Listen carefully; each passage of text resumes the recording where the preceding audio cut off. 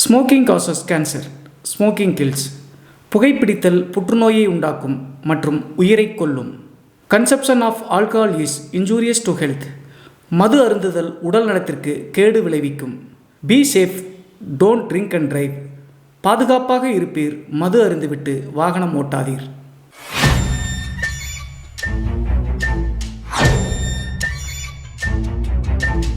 Hi everybody, நான் உங்கள் Siva. Welcome to our channel. இன்றைய காணொலியில் தமிழ்நாட்டினுடைய பட்டு சேரிக்கு புகழ்பெற்ற மற்றும் 1000 கோயில்கள் கொண்ட நகரமான காஞ்சிபுரத்திற்கு அருகாமையில் நடந்த ஒரு அதிபயங்கர அமானுஷ திகில் சம்பவத்தை தாங்க முழுமையாக பார்க்க போகிறோம். இந்த சம்பவத்தில் சாதிய வேறுபாடு கொண்ட 2 சமுதாயத்தை சேர்ந்த ஆணும் பெண்ணும் காதலித்து அதற்கு பிறகு திடீரென்று நடந்த ஒரு மரணம் காரணத்தினால் நடந்த திகில் மற்றும் அமானுஷிய சம்பவத்தை தாங்க முழுமையாக இன்று பார்க்க போகிறோம். இன்று பார்க்க போகிற இந்த சம்பவமும் கொஞ்சம் கூட சுவாரஸ்யம் மற்றும் த்ரில்லிங் குறையாமல் நீங்கள் அப்படியே எதிர்பார்க்கலாங்க.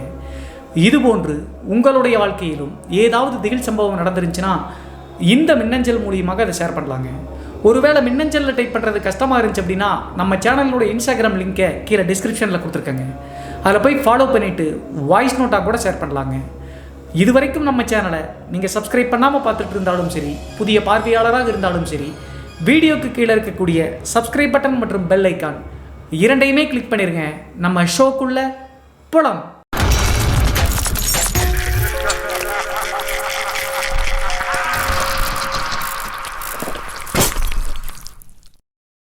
இந்த அமானுஷ சம்பவம் நான் ஏற்கனவே சொன்ன மாதிரி தமிழ்நாட்டினுடைய காஞ்சிபுரத்திலிருந்து ஒரு 10 கிலோமீட்டர் தொலைவில் இருக்கக்கூடிய ஒரு அழகிய கிராமத்தில் 2016 காலகட்டத்தில் நடந்த திகில் நிகழ்வு தாங்க இந்த நிகழ்வு. இந்த சம்பவத்தை நம்மளுக்கு மின்னஞ்சல் மூலியமாக ஷேர் பண்ணது இளவரசன் அப்படிங்கிற நம்ம சேனலினுடைய சப்ஸ்கிரைபருங்க. இந்த நிகழ்வு 2016 காலகட்டத்தில் இவங்க இருக்கக்கூடிய அந்த கிராமத்தில் நடந்த சம்பவம் தாங்க இன்றைய காணொலி. அப்படி என்ன நடந்துச்சு அப்படின்னு சொல்லி பார்த்தா 2017 காலகட்டத்தில் இந்த இளவரசன் இருக்கக்கூடிய அந்த கிராமத்தில் தர்மேந்திரன் அப்படிங்கிற வாலிபரும் பூவிலி அப்படிங்கிற ஒரு இளம் பெண்ணும் இருந்திருக்காங்க. இவங்க இருவருமே வெவ்வேறு சமூகத்தை சேர்ந்தவங்க. அந்த கிராமத்தில் மொத்தமே 2 சமுதாயம் தாங்க. நம்ம வீடியோவை தொடர்ந்து பார்த்துட்டு இருக்கக்கூடிய நபர்களுக்கு தெரியுங்க, ஜாதியை எப்போதுமே நம்ம ஊக்குவிப்பது கிடையாதுங்க. ஆனால் கதையினுடைய புரிதலுக்காக இந்த வீடியோவில் லோயர் கேஸ்ட் அப்பர் கேஸ்ட் அப்படின்னு சொல்லிட்டு பிரிக்க வேண்டிய கட்டாயங்க. அப்படி இருக்கக்கூடிய அந்த கிராமத்தில் லோயர் கேஸ்டாக இருக்கக்கூடிய நபர் தாங்க இந்த தர்மேந்திரன் அப்படிங்கிற வாலிபர். அப்பர் கேஸ்டாக இருக்கக்கூடிய நபர் இந்த பூவிலகி அப்படிங்கிறவங்க. தர்மேந்திரன் லோயர் கேஸ்டாக இருந்தாலும் கூட பொருளாதாரத்தில் மேலோங்கிய குடும்பங்க, ஓரளவுக்கு செட்டிலான ஃபேமிலி அப்படின்னே சொல்லலாங்க. இந்த டைமில் தர்மேந்திரன் மற்றும் பூவிலி இவங்க இருவருக்குமே காதல் மலர ஆரம்பிக்குதுங்க. நான் ஏற்கனவே சொன்ன மாதிரி இவங்க இருவருமே சமுதாயத்தில் வெவ்வேறு கேஸ்ட்டுங்க. அதே நேரத்தில் இந்த சம்பவம் நடந்த அந்த கிராமத்தை பற்றி சொல்லணும் அப்படின்னா இன்னும் ஜாதியை தூக்கி பிடிச்சிட்டு இருக்கக்கூடிய ஒரு கிராமம் அப்படின்னு சொல்லி சொல்லலாங்க. பெரும்பாலும் லோயர் கேஸ்டாக இருக்கக்கூடிய நபர்கள் அப்பர் கேஸ்டில் இருக்கக்கூடிய பெண்களையோ ஆண்களையோ தொட்டாங்க அப்படின்னா அல்லது திருமணம் பண்ணாங்க அப்படின்னா ஆணவ படுகொலை அளவுக்கு போவாங்க. இருந்தாலும் காதல் கண்ணை மறைக்கும் அப்படின்னு சொல்கிற மாதிரி இந்த தர்மேந்திரன் மற்றும் பூவிலிக்கு காதல் மலர ஆரம்பிக்குதுங்க. அப்போது நான் ஏற்கனவே சொன்ன மாதிரி ஒரு காலகட்டத்துக்கு மேலே இந்த தர்மேந்திரன் லோயர் கேஸ்டாக இருந்தாலும் கூட வெல் செட்டில்டு ஃபேமிலி அப்படிங்கிற காரணத்தினால தைரியத்தோடு போய் பூவிலியினுடைய வீட்டில் பெண் கேட்குறாருங்க. தன் பொருளாதாரத்தில் வெல் செட்டில்டாக இருக்கக்கூடிய காரணத்தினால கண்டிப்பாக பெண் கொடுத்துருவாங்க அப்படின்னு சொல்லிட்டு தைரியத்தோடு போய் தர்மேந்திரன் அந்த பூவிலியினுடைய பெற்றோர்கிட்ட பெண் கேட்குறாங்க. பெண் கேட்ட உடனே 2 சமுதாயத்திற்கும் பெரிய சண்டை ஏற்பட்டுருதுங்க. இந்த பூவிலி அப்படிங்கிற இந்த பெண்ணினுடைய குடும்பம் ஏழ்மையாக இருந்தாலும் கூட ஜாதியில் பார்த்தீங்கன்னா உயர்ந்த ஜாதி அப்படின்னு சொல்லிட்டு தன்னைத்தானே நினச்சிக்கிறாங்க. அந்த காரணத்தினால அந்த கிராமத்தில் இருக்கக்கூடிய 2 சமுதாயத்திற்கும் பெரிய சண்டை ஏற்படுதுங்க. அதற்கடுத்து கட்டுக்கடங்காமல் போன காரணத்தினால காவல்துறை உள்ள இன்வால்வ் ஆகி 2 சமுதாயத்தினரையும் அமைதிப்படுத்துறாங்க. அப்போது தர்மேந்திரன் மற்றும் பூவிலி 2 பேருமே நம்மளை வாழ விட மாட்டாங்களா அப்படின்னு சொல்லிட்டு யோசிக்க ஆரம்பிக்கிறாங்க.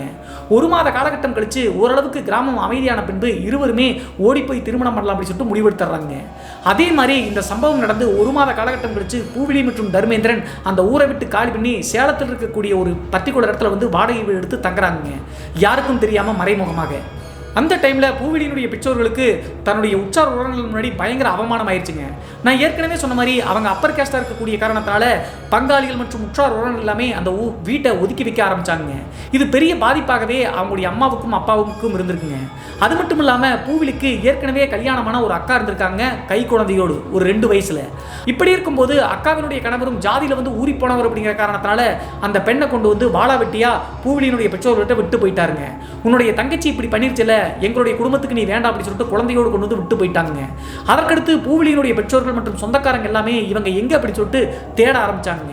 இப்படி இருக்கும்போது தர்மேந்திரன் மற்றும் பூவிலி 2 பேருமே சேலத்தில் வந்து மறைமுகமாக தஞ்சமாகி கிட்டத்தட்ட 6 மாத காலகட்டங்கள் யாருக்கும் தெரியாமல் வாழ ஆரம்பித்தாங்க. நான் ஏற்கனவே சொன்ன மாதிரி தர்மேந்திரன் வந்து லோயர் கேஸ்டாக இருந்தாலும் கூட பொருளாதாரத்தில் மேலோங்கியவருங்க. அவங்களுடைய பெற்றோர்கள் வந்து பார்த்தீங்கன்னா அப்பப்போ பணம் கொடுத்துருப்பாங்களா இருக்குங்க, யாருக்கும் தெரியாமல். அதை பயன்படுத்திட்டு 6 மாத காலகட்டம் சேலத்திலேயே மறைமுகமாக மறைஞ்சிருக்காங்க. 6 மாத காலகட்டம் கழிச்சு இவங்க இருவருக்குமே ஒருவருக்கொருவர் சண்டை வர ஆரம்பிச்சுங்க. இந்த நாடோடிகள் படம் மாதிரி, உன்னை நான் கல்யாணம் பண்ணியிருக்கவே கூடாது, உன்னை நம்பி நான் வந்த பாரு அப்படின்னு சொல்லிட்டு இந்த பெண் பேச, அதே மாதிரி என்னுடைய தகுதிக்கு உன்னை போய் நான் கல்யாணம் பண்ணல அப்படின்னு சொல்லிட்டு இப்படி மாறி மாறி சண்டை போட ஆரம்பிச்சாங்க. ஒரு டைமுக்கு மேலே இவங்க இருவருமே பிரியணும் அப்படின்னு சொல்லிட்டு முடிவெடுத்தாங்க. 6 மாத காலகட்டம் ஒன்றா இருக்கு. அதற்கடுத்து சண்டை வந்த காரணத்தினால ஆளாளுக்கு பிரிய ஆரம்பிச்சிட்டாங்க. வேற வழி இல்லாமல் மறுபடியும் சொந்த கிராமத்திற்கே போகலாம் அப்படின்னு சொல்லிட்டு இந்த பெண்ணும் ஆணும் முடிவெடுத்தாங்க. அந்த டைமில் இந்த தர்மேந்திரன் அப்படிங்கிற இந்த நபர் தைரியத்தோடு கிராமத்துக்கு வந்துட்டாருங்க. அந்த சமுதாயத்தில் கீழ்த்தங்கி இருக்காங்க அப்படி சொல்லிட்டு மனிதர்கள் சொல்கிறாங்கல்ல, அந்த மாதிரி இருக்கக்கூடிய கேஸ்டாக இருந்தாலும் கூட பணபலம் இருக்கக்கூடிய காரணத்தில் வந்துட்டாங்க. அதற்கு அடுத்த நாளே இந்த பூவிலி அப்படிங்கிற பெண்ணும் நான் தப்பு பண்ணிட்டேன் அப்படின்னு சொல்லிட்டு தன்னுடைய பெற்றோர்கள்ட்ட வந்து காலில் விழுக ஆரம்பிச்சாங்க. அப்போது வேற வழி இல்லாமல் அந்த பெண்ணை வந்து பார்த்தீங்கன்னா ஏற்றுக்கிற மாதிரி தன்னுடைய பெற்றோர்கள் ஏற்றுக்கிட்டாங்க. ஆனால் ஒரு பெரிய பயங்கரம் நடக்க போகுது அப்படின்னு சொல்லிட்டு அப்போது பூவிலிக்கு தெரியலிங்க. ஏற்கனவே சேலத்தில் இருக்கும்போது கணவன் மனைவிக்கிடையே பயங்கர சண்டை நடைபெற்ற காரணத்தினால இனிமேல் உன்னுடைய மூஞ்சிலேயே முழிக்க மாட்டேன் அப்படின்னு சொல்லிட்டு ஒருவருக்கு சொல்லிட்டாங்க. இந்த கிராமத்துக்கு வந்துட்டாங்க. கிட்டத்தட்ட 1 மாதம் 1.5 மாத காலகட்டம் எந்தவித பிரச்சனையும் இல்லாமல் தர்மேந்திரன் அவங்களுடைய சமுதாயத்தோடு நண்பர்களோடு நல்லா சந்தோஷமாக தாங்க இருந்தாங்க. அதே மாதிரி பூவிலியும் பெற்றோர்களை நம்பி வந்த காரணத்தினால வேற வழி இல்லாமல் வீட்டில் வச்சுக்கிட்டாங்க. அப்போது தன்னுடைய அக்கா வந்து பார்த்தீங்கன்னா வாழாவெட்டியா இந்த பெண்ணால் தானே வந்து குழந்தையோடு இருக்காங்க. அந்த குழந்தையை எடுத்துட்டு கொஞ்சிக்கிட்டே தன்னுடைய வாழ்நாளை கழிச்சிட்டு இருந்திருக்காங்க இந்த பூவிலி. கிட்டத்தட்ட 1.5 மாத காலகட்டம் கழிச்சு இந்த பூவிலிக்கு ஒரு பயங்கரம் நடக்கும் அப்படின்னு சொல்லிட்டு அப்போது தெரியலிங்க. என்ன நடச்சு அப்படின்னு சொல்லி பார்த்தா பூவிலியினுடைய பெற்றோர்கள் மனசார தன்னுடைய மகளான பூவிலியை ஏற்றுக்கலிங்க. அவங்க ஏதோ ஒரு திட்டம் போட்டு தான் பண்ணியிருக்காங்க அப்படின்னு சொல்லிட்டு அதற்கு பின்பு தாங்க தெரிஞ்சு என்ன ஆச்சு அப்படின்னு சொல்லி பார்த்தா அந்த பெண்ணை கூட்டு வந்து வச்ச உடனே ஊர் பங்காளிகள் மற்றும் உற்றார்கள் எல்லாம் அவங்களுடைய பெற்றோர்களை தூண்டிவிட ஆரம்பிச்சாங்க. என்னதான் இருந்தாலும் கூட லோயர் கேஸ்டில் இருக்கக்கூடிய அந்த பையனோடு போய் வாழ்ந்துட்டு வந்துட்டால, அவள் உயிரோடு இருந்தால் வாழ்நாள் முழுவதும் உங்களுடைய குடும்பத்துக்கு கெட்ட பேர் தான் வரும் அப்படின்னு சொல்லிட்டு சொல்ல ஆரம்பித்தாங்க. இது போக போக அவங்களுடைய பெற்றோர்களுக்கு பூவிலி மேலே கோபத்தை அதிகப்படுத்த ஆரம்பிச்சுங்க. கரெக்டாக 1.5 மாத காலகட்டம் கழிச்சு ஒரு நாள் திடீர்னு அந்த ஊருக்குள்ளே ஒரு பயங்கரமான செய்தி வருதுங்க. என்ன ஆச்சு அப்படின்னு சொல்லி பார்த்தா நைட்டு படுத்து தூங்கின பூவிலி காலையில் எந்திரிக்கவே இல்லை அப்படின்னு சொல்லிட்டு அவங்களுடைய அப்பா அம்மா கதறி அழுகிறாங்க. ஆனால் அது நாடகம் அப்படின்னு சொல்லிட்டு எல்லாத்துக்கும் தெரியுங்க. இருந்தாலும் இவங்க வந்து சமுதாயத்தில் மேலோங்கி இருக்கக்கூடிய நிறைய நபர்கள் இருக்கக்கூடிய காரணத்தினால பெற்றோர்களுக்கு தாங்க சப்போர்ட் பண்ணியிருக்காங்க. அவங்களுடைய சப்போர்ட்டில் தான் பெற்றோர்கள் வந்து பார்த்தீங்கன்னா பூவிலியை கொண்டிருக்காங்க. இருந்தாலும் தன்னுடைய மகள் சாதாரணமாக இறந்து போயிட்டா, வயிற்று வலினால இறந்து போயிட்டா அப்படின்னு சொல்லிட்டு பயங்கர நாடகம் ஆடுறாங்க. அதற்கடுத்து அந்த சமுதாயத்தில் இருக்கக்கூடிய நபர்கள் எல்லாரும் சேர்ந்து இந்த பெண்ணை எடுத்துகிட்டு போய் யாருக்கும் தெரியாமல் இறுதி சடங்கு அடக்கம் பண்ணிடலாம் அப்படின்னு சொல்லிட்டு முடிவெடுக்கிறாங்க. எப்படியோ தகவல் கழிச்சு காவல்துறையினரும் வந்துடுறாங்க. வந்த உடனே இந்த பெண்ணினுடைய சடலத்தை போஸ்ட்மார்ட்டம்க்கு அனுப்புகிறாங்க. ஏதாவது தவறு நடந்திருக்கு அப்படின்னு சொல்லிட்டு போஸ்ட்மார்ட்டம் எடுத்து செக் பண்ணி பார்க்கும்போது அந்த பெண் வந்து பார்த்தீங்கன்னா கழுத்தில் வந்து நெரிக்கப்பட்டு கழுத்து அடிபட்டு தான் இறந்து போயிருக்காங்க அப்படின்னு சொல்லிட்டு ரிப்போர்ட்டாக வருதுங்க. அதற்கு பின்பு என்ன நடந்துச்சு அப்படின்னு சொல்லிட்டு தெரியலிங்க. அப்படியே பூசி முழுகிட்டாங்க. அவங்களுடைய பெற்றோர்கள் தப்பிச்சிட்டாங்க. போஸ்ட்மார்ட்டம் பண்ண அந்த பெண்ணினுடைய சடலத்தை மறுபடியும் வாங்கி ஊரிலிருந்து ஒதுக்குப்புறமாக இருக்கக்கூடிய சுடுகாட்டில் எடுத்து போய் புதைச்சிட்டாங்க. சுடுகாட்டில் புதைச்சாலும் கூட சரியான ஈமச்சடங்குகளை அவங்களுடைய பெற்றோர்கள் செய்யலிங்க, அந்த பெண் மேலே இருந்த கோபம் காரணத்தினால. அது மட்டும் இல்லாமல் இறந்த பிறகு காவல்துறையினர் வந்து இன்வால்வ் ஆகி இப்படி கழுத்தில் அடிபட்டு இறந்து போயிட்டாங்க அப்படின்னு சொல்லிட்டு பெற்றோர்களை கூப்பிட்டு விசாரிச்சிருக்காங்க. இதையெல்லாம் மனசில் நினச்சி இப்படி ஒரு பெரிய கஷ்டத்தை கொடுத்துட்டு கெட்ட பேர் வேறு வாங்கி கொடுத்தாலே இவளுக்கு எதுக்கு ஈமச்சடங்கு செய்யணும் அப்படின்னு சொல்லிட்டு பெற்றோர்கள் சரிவர செய்யாமல் எடுத்து போய் அந்த சுடுகாட்டில் புதைச்சிட்டாங்க. இதில் ஒரு குறிப்பிடப்பட வேண்டிய விஷயம் என்ன அப்படின்னு சொல்லி பார்த்தா பூவிலி இறந்த பிறகு அவருடைய காதலனான தர்மேந்திரன் வந்து பார்க்க கூட இல்லைங்க. அதற்கு முக்கிய காரணம் சேலத்திலேயே வந்து பார்த்தீங்கன்னா பயங்கர சண்டை போட்டுட்டாங்க. ஒருவருக்கொருவர் உன்னை நம்பி நான் வந்தேன்ல அப்படின்னு சொல்லிட்டு பிரிஞ்சு வந்துட்டாங்க. அதற்காகவோ என்னவோ அப்படி சொல்லிட்டு தெரியலிங்க, தர்மேந்திரனுடைய புத்தியும் மாறி போச்சு. நான் ஏற்கனவே சொன்ன மாதிரி இந்த நாடோடிகள் பழகம் மாதிரி தாங்க. காதலிச்சு ஓடி போய் கல்யாணம் பண்ணிக்கிறது, அப்புறம் 2-3 மாதங்கள் முடிஞ்ச உடனே அந்த மோகம் போயிருங்க. அதற்கடுத்து தான் இவங்களுடைய ரியல் ஃபேஸே வருங்க. அதே மாதிரி தான் இவங்களுடைய வாழ்க்கையில் நடந்திருக்குங்க.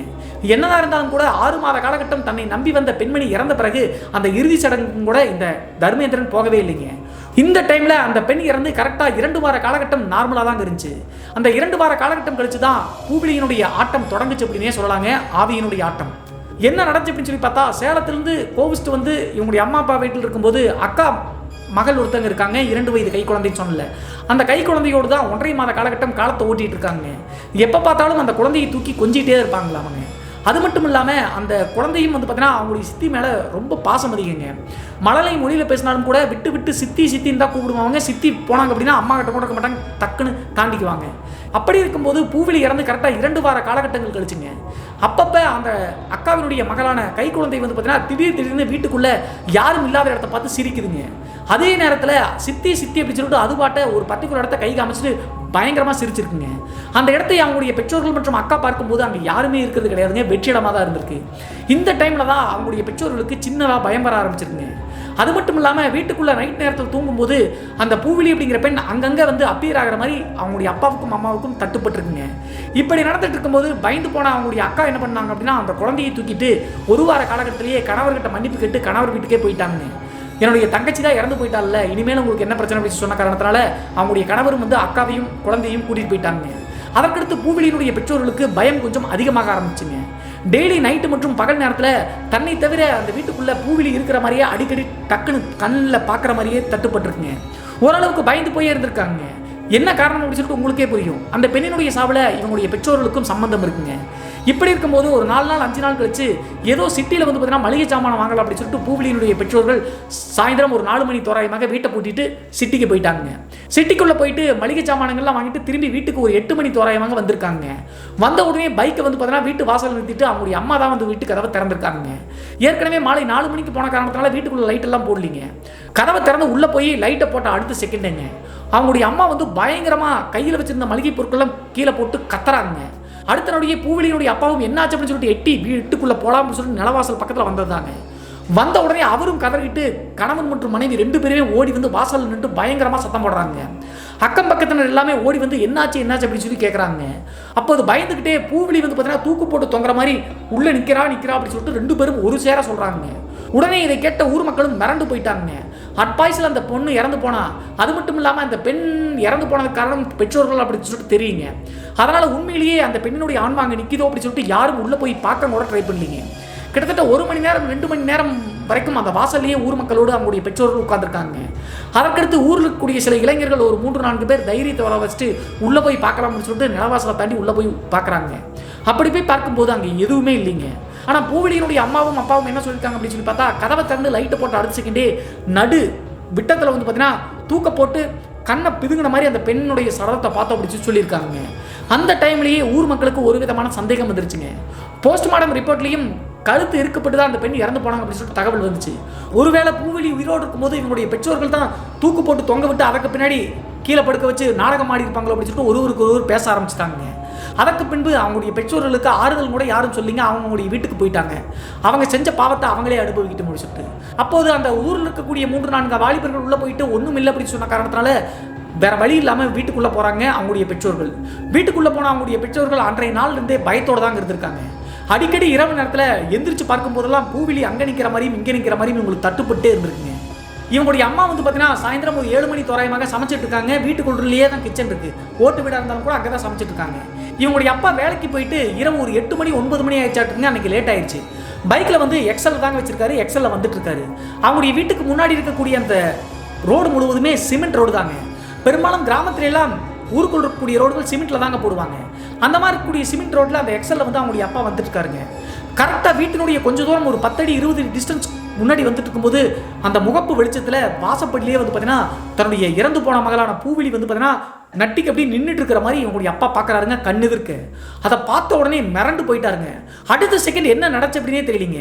அந்த ரோட்டில் சிமெண்ட் ரோட்டில் வந்துட்டு இருந்த அவங்களுடைய அப்பாவை வந்து பார்த்தீங்கன்னா ஓங்கி ஒரு லாரி வந்து 2 வீலர் அடிச்சு தூக்கி வீசினா எப்படி வீசும் அந்த மாதிரி ஒரு 10 அடி 20 அடி தூரத்தில் இன்னொரு வீட்டினுடைய செவு இருக்குங்க. அந்த செவுத்தோடு சேர்த்து 2 பேர்த்தையும் தூக்கி வீசிருச்சுங்க. இதை இவங்களுடைய வீட்டிலிருந்து ஒரு 3 வீடு தள்ளி இருக்கக்கூடிய நபர்கள் வாசப்படியில் வந்து குழந்தைகளோடு விளையாண்டு இருக்கக்கூடியவங்க பார்த்துருக்காங்க.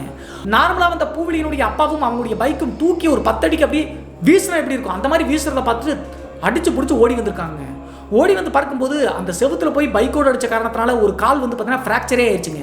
அது மட்டும் இல்லாமல் வீட்டினுடைய வாசப்படியை பார்த்துக்கிட்டே வந்து பார்த்தீங்கன்னா பேசவே முடியலைங்க. அந்த டைமில் அவருக்கு தண்ணி எல்லாம் கொடுத்து உடனே ஆம்புலன்ஸுக்கு அரேஞ்ச் பண்ணுறாங்க. ஆம்புலன்ஸில் வந்து கூட்டிகிட்டு போய் நேராக ஹாஸ்பிட்டலுக்கு போய் வச்ச உடனே ஃப்ராக்சர் ஆயிடுச்சு கால் அப்படின்னு சொல்கிறாங்க. அன்றைய நாள் முழுவதும் அவர் பேசுகிற நிலைமையில இல்லைங்க, ஏதோ பயந்து போயிருந்திருக்காரு. அடுத்த நாள் தான் ஓரளவுக்கு நார்மலாக இருக்காருங்க. அப்போது அவங்களுடைய நெருங்கிய உச்சாரணங்கள்லாம் வந்து என்ன ஆச்சு அப்படின்னு சொல்லி கேட்கும்போது நடந்த விஷயங்கள் அனைத்தையும் ஒன்று விடாமல் சொல்கிறாருங்க.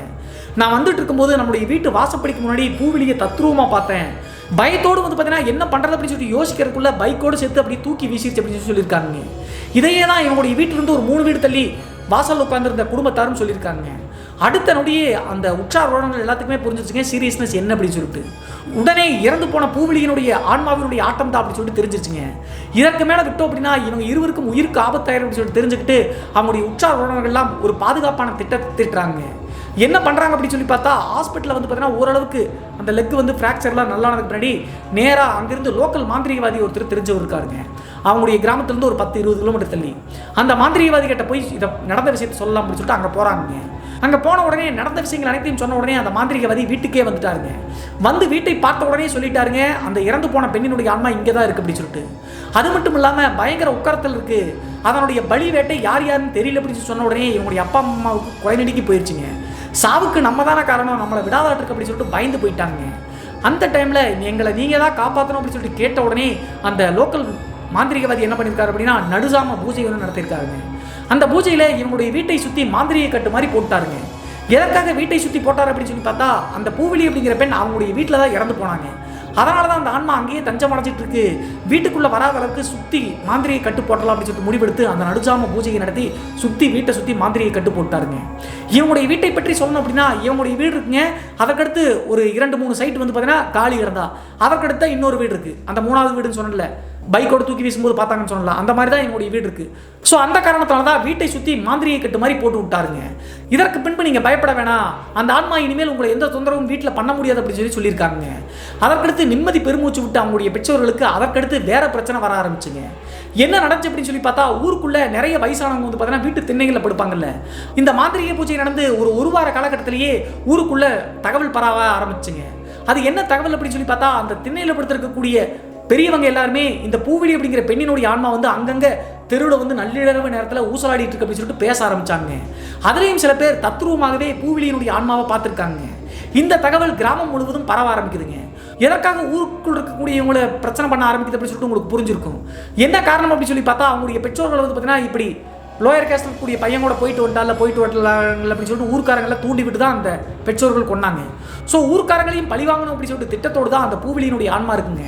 வீட்டை சுற்றி மாந்திரியை கட்டுப்போட்ட காரணத்தினால அதற்கடுத்து வேற வழி இல்லாமல் வீட்டுக்குள்ளே போக முடியாமல் இந்த பூவிலியினுடைய ஆன்மா ஊருக்குள் இருக்கக்கூடிய நபர்களை தொந்தரவு பண்ண ஆரம்பிச்சுங்க.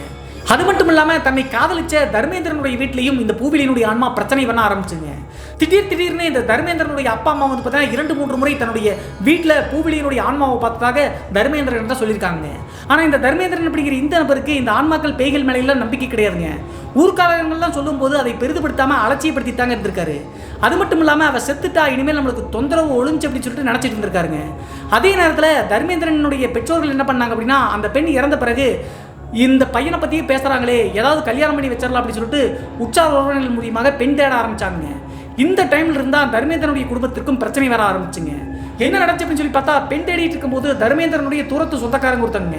தர்மேந்திரனுடைய குடும்பத்தினுடைய அந்த வசதி வாய்ப்பெல்லாம் பார்த்துட்டு பெண் கொடுக்குற அப்படின்னு சொல்லிட்டு முடிவெடுத்துட்டாங்க. நிச்சயம் பண்ணலாம் அப்படின்னு சொல்லிட்டு பேசி முடிக்கிறாங்க. நிச்சயத்திற்கு வந்து பார்த்தீங்கன்னா அடுத்த நாள் அப்படின்னா அதற்கு முந்தைய நாள் தர்மேந்திரனுடைய வீட்டில் ஒரு பெரிய மரணம் ஒன்று நடக்குதுங்க. என்ன நடந்துச்சு அப்படின்னு சொல்லி பார்த்தா நிச்சயத்திற்கு தேவையான அந்த மோதிரம், அப்புறம் அடுத்த நாளுக்கு வந்து அந்த பெண்ணுக்கு தேவையான புடவை அது இதுன்னு சொல்லிட்டு எல்லாத்தையும் எடுத்துட்டு வந்து நைட்டு நிம்மதியாக தூங்குறாங்க. அடுத்த நாள் உற்சார் உறவினர்கள்லாம் நிச்சயத்துக்கு போகலாம் சொல்லிட்டு தர்மேந்திரனுடைய வீட்டுக்கு வந்திருக்காங்க. ஆனால் அன்றைய இரவு ஒரு பயங்கரமான மரண உடம்பு தர்மேந்திரனுடைய வீட்டில் நடந்துச்சுங்க. என்ன ஆச்சு அப்படின்னு சொல்லி பார்த்தா நகைகள் மற்றும் பொருட்கள்லாம் வாங்கிட்டு வந்து நல்ல தைரியத்தோடு இருந்த தர்மேந்திரனுடைய அம்மாங்க நைட்டு தூங்கினவங்க ஒரு 2 மணி தோராயமாக இருக்குங்க. ரெஸ்ட் ரூம் போடாமல் அப்படி சொல்லிட்டு உற்சாரங்கள்லாம் தூங்கிட்டு இருந்த காரணத்தினால வீட்டினுடைய அவுட் சைடில் வந்து ரெஸ்ட் ரூம் போடாமல் சொல்லிட்டு போனவங்க தாங்க. ரெஸ்ட் ரூம்குள்ளே போனவங்க திடீர்னு ஒரு 10 நிமிடத்தில் பயங்கரமாக கத்திருக்காங்க. என்ன ஆச்சு அப்படின்னு சொல்லி பார்த்தா பாத்ரூம்குள்ளே போன தர்மேந்திரனுடைய அம்மா அப்படியே கீழே விழுந்த மாதிரி விழுந்து செவுத்துல வந்து சாஞ்சி நின்ன மாதிரி எதையோ பார்த்து பயப்படுறாங்க. என்ன ஆச்சு அப்படின்னு சொல்லிட்டு எல்லாரும் குலுக்கி கேட்கும்போது அவங்களுடைய அம்மானால பேசவே முடியலைங்க. அந்த டைமில் பூவிலி அப்படின்னு மட்டும் 2 வார்த்தைகளை சொல்லிட்டு அப்படியே மூச்சு இழுத்த மேடிக்குங்க. கண்ணை திறந்த மாணிக்கே அப்படியே மரணிச்சிட்டாங்க. அடுத்த நொடியே மிரண்டு போயிட்டாங்க ஊர்க்காரங்க மற்றும் உற்சார உறவினர்கள் எல்லாமே. அப்போதுதான் தர்மேந்திரனுக்கு சீரியஸ்னஸே புரிஞ்சிருக்குங்க. பாத்ரூம்குள்ளே நார்மலாக போனவங்க திடீர்னு கத்தனை பார்த்து ஓடி போய் பார்க்கும்போது கீழே உட்காந்துட்டு அப்படியே பயந்த தோட்டத்தில் வந்து பார்த்தீங்கன்னா பூவிலி அப்படின்னு சொல்லிட்டு 2-3 டைம் சொன்ன உடனே உயிரை விட்டாங்க.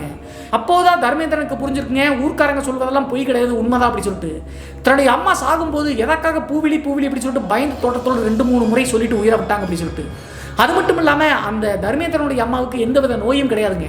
நைட்டு சாப்பிட்டு முடிச்சுட்டு வந்த உற்சாரங்களுக்கெல்லாம் சாப்பாடெல்லாம் வச்சுட்டு நிம்மதி பெருமூச்சு விட்டு தாங்க தூங்கியிருக்காங்க. அடுத்த நாள் தன்னுடைய மகனுக்கு நிச்சயம் நடக்க போகுது அப்படின்னு சொல்லிட்டு.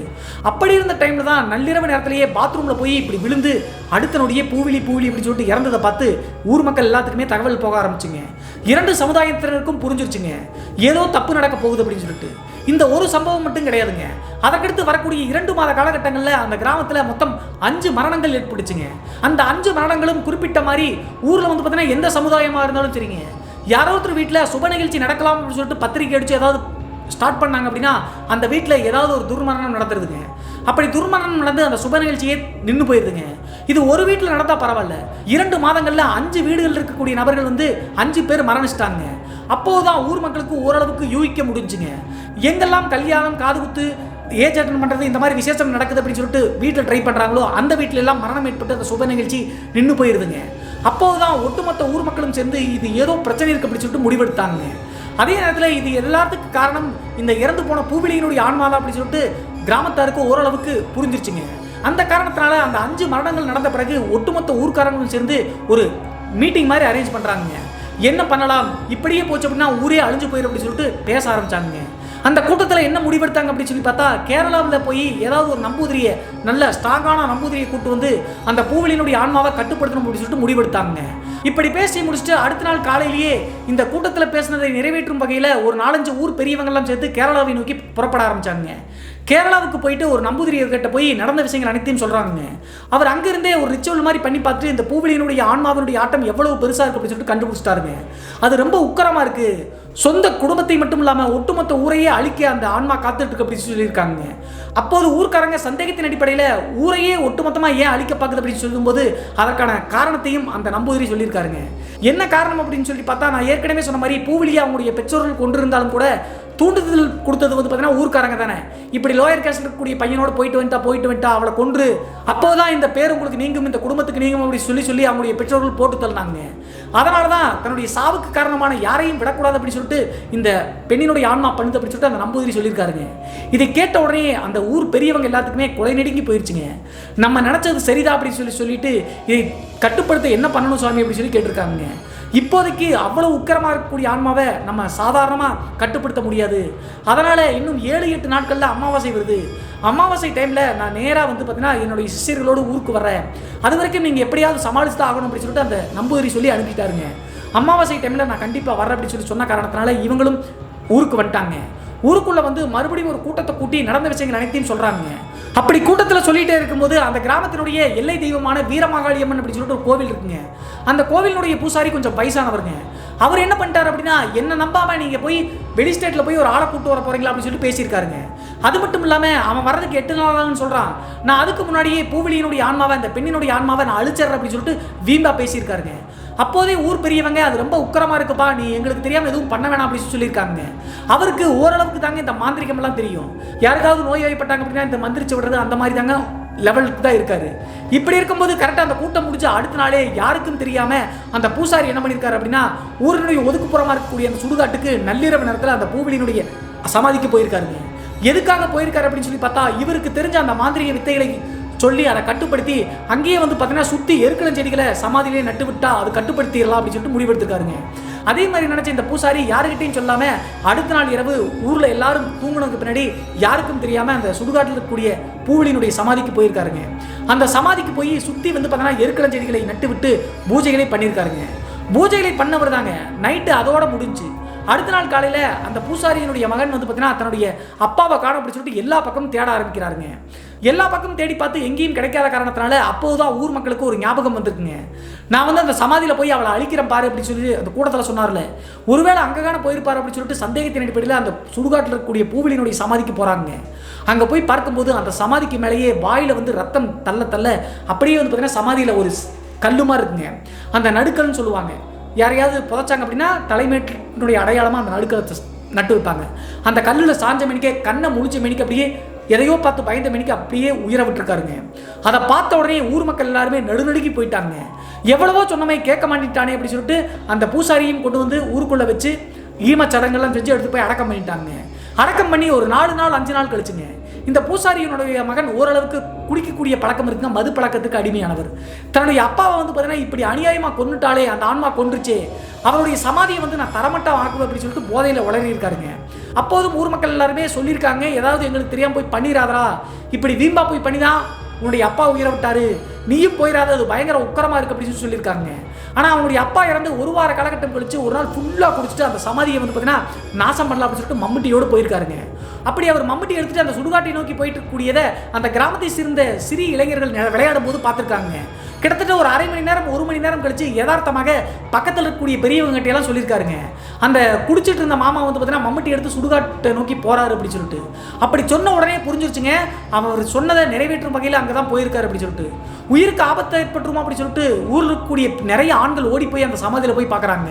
அங்கே போய் பார்க்கும்போது குத்துயிரும் கொலையுயிருமா அந்த நடுக்கல் பக்கத்துலேயே வந்து பார்த்தீங்கன்னா காக்கா வலிப்பு அந்த மாதிரி இழுத்துட்டு கிடக்கிறாருங்க.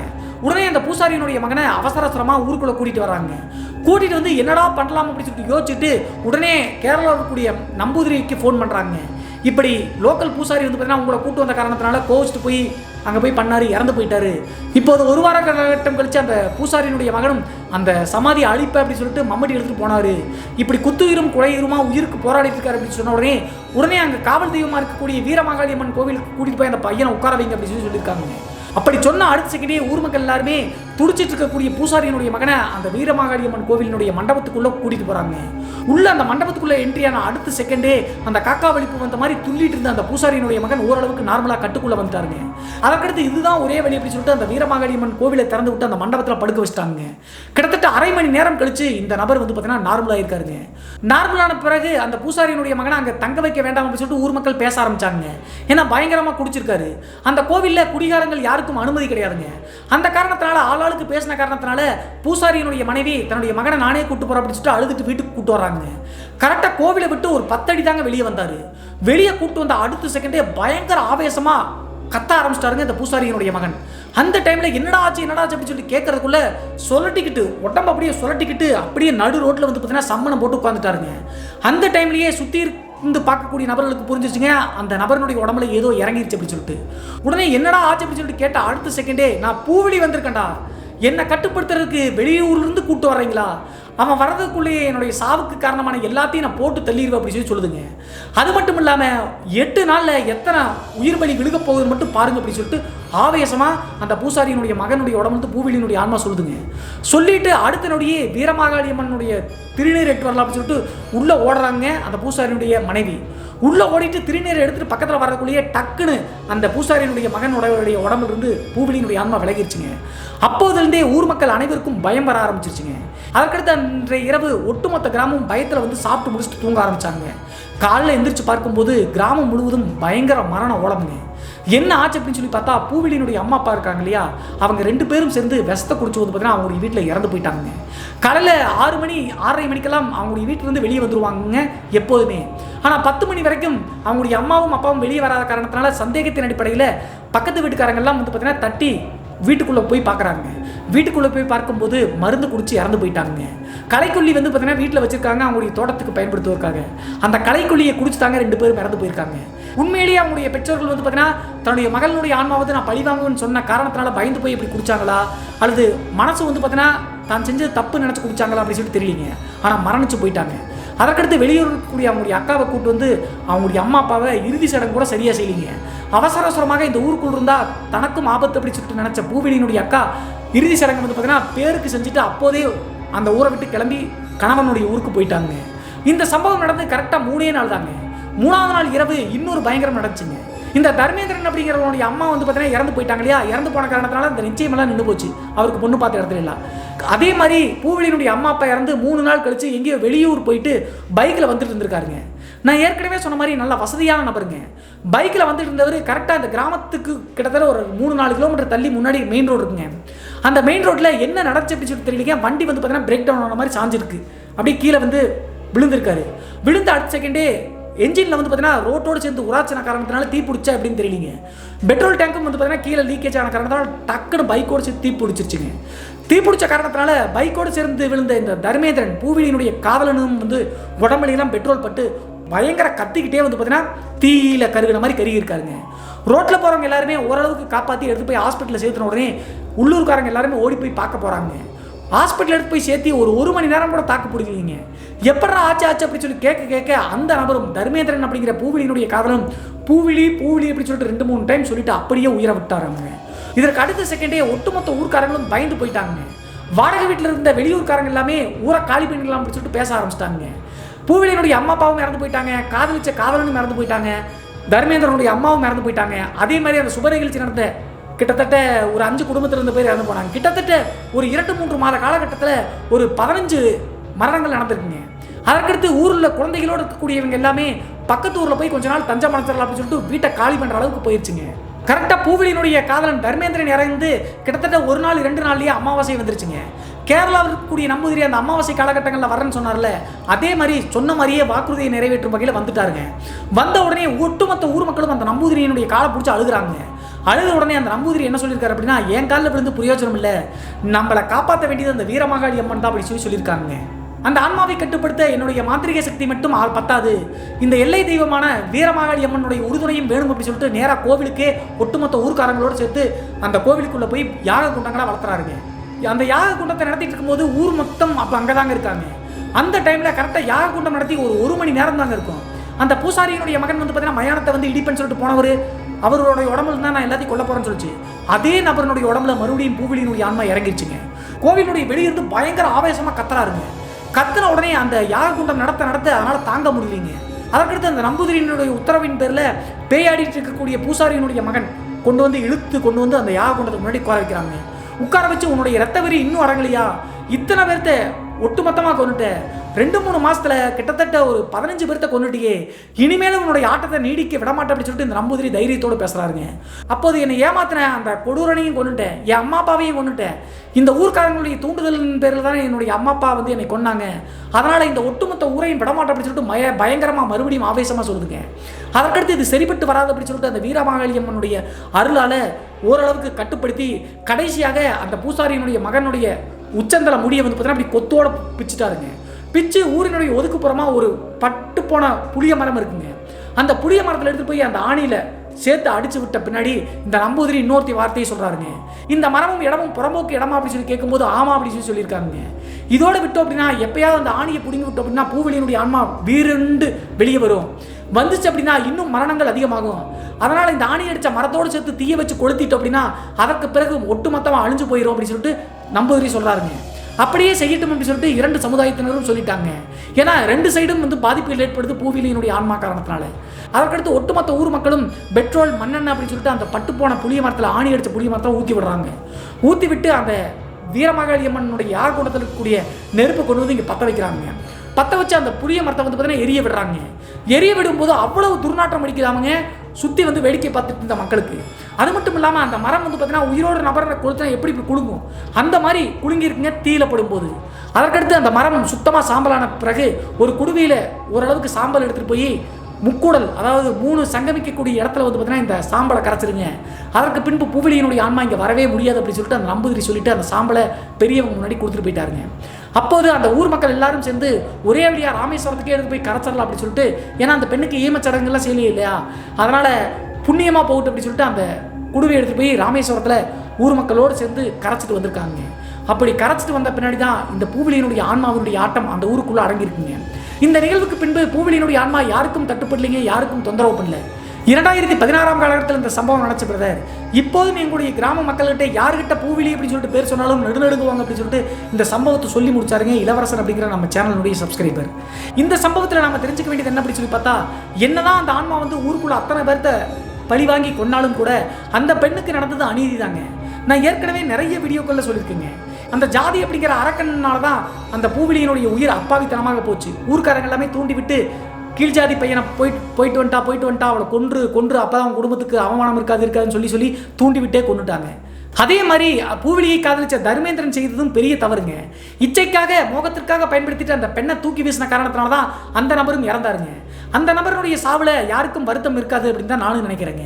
அதே நேரத்தில் காதலிக்கக்கூடிய ஆணாக இருந்தாலும் சரி பெண்ணாக இருந்தாலும் சரிங்க, இந்த காம இச்சைக்காக உடல் ஈர்ப்பு காரணத்தினால காதலிச்சுட்டு ஒரு 3 மாதம் 6 மாத காலகட்டம் கழிச்சு பிரிஞ்சு போவது பெரிய இழப்பு தாங்க 2 குடும்பத்துக்கும். அது 2 பேர் செய்து தனிப்பட்ட விஷயமாக இருந்தாலும் கூட 2 குடும்பத்தாரையும் பாதிக்கும் அப்படின்னு சொல்லிட்டு புரிஞ்சுக்கணுங்க. எப்போதுமே காதலிப்பது தவறு கிடையாதுங்க. காதலிக்கக்கூடிய நபர்கள் நல்லவங்களா கடைசி வரைக்கும் நம்மளோட இருப்பாங்களா அப்படின்னு சொல்லிட்டு யோசிச்சுட்டு காதலிக்கணுங்க, ஆணாக இருந்தாலும் பெண்ணாக இருந்தாலும் கூட. இந்த சம்பவத்தில் உங்களுடைய கருத்து என்ன அப்படி சொல்லிட்டு மறக்காம கமெண்ட் பாக்ஸில் கமெண்ட் பண்ணுங்க. இது போன்று உங்களுடைய வாழ்க்கையிலும் ஏதாவது திகில் சம்பவம் நடந்துருச்சு அப்படின்னா இந்த மின்னஞ்சல் மூலியமாக அதை ஷேர் பண்ணலாங்க. ஒருவேளை மின்னஞ்சலில் டைப் பண்ணுறது கஷ்டமாக இருந்துச்சு அப்படின்னா நம்ம சேனலோட இன்ஸ்டாகிராம் லிங்கை கீழே டிஸ்கிரிப்ஷனில் கொடுத்துருக்காங்க. அதில் போய் ஃபாலோ பண்ணிவிட்டு வாய்ஸ் நோட்டாக கூட ஷேர் பண்ணலாங்க. மீண்டும் ஒரு த்ரில்லிங்கான அமானுஷ் எபிசோடுடன் உங்களை சந்திக்கும் வரை நான் உங்கள் சிவா.